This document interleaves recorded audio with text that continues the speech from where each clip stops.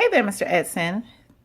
I wanted to take a few minutes to give you some feedback on the biology lesson that I observed in the computer lab.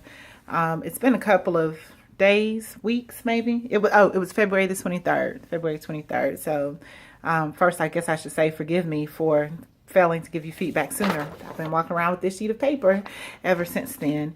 Anywho, just really quickly, I wanted to talk about some of the things that I really enjoyed in that class, because I did. I know it was a very small class with only about 6 students, but the way that you had them engaged was really, really good. The focus of that lesson was related to ecosystems, and you guys were looking at grasslands, I believe.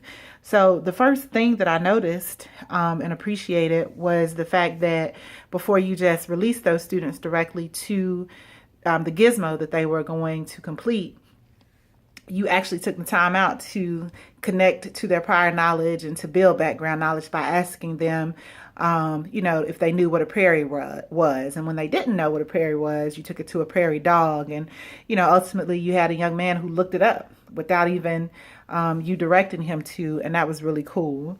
Your use of vocabulary in this lesson was interesting too.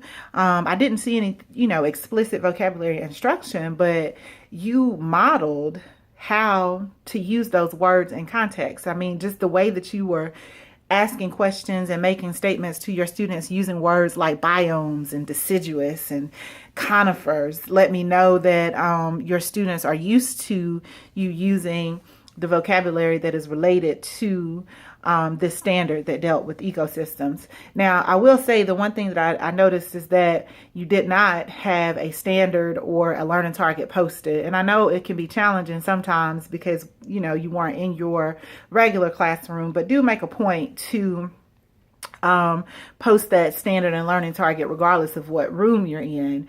I say that only because if one of the administrators or someone from the district were to come through, I seriously doubt that they're going to take into consideration that you were in a classroom that's not your own, particularly because the class actually started there.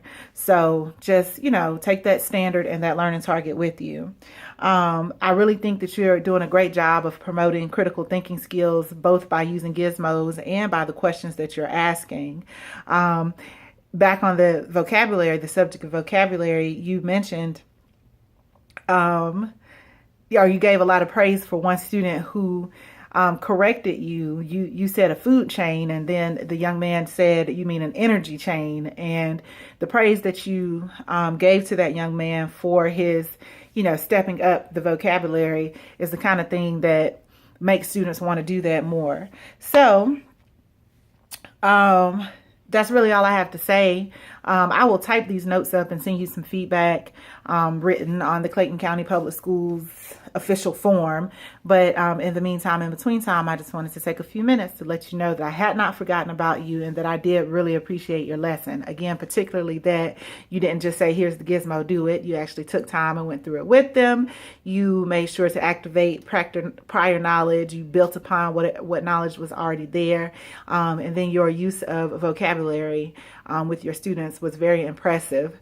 The final tip, I'll say it again, wherever you are, whatever you're teaching, go ahead and write that standard and associated learning target up. All right, have a great day.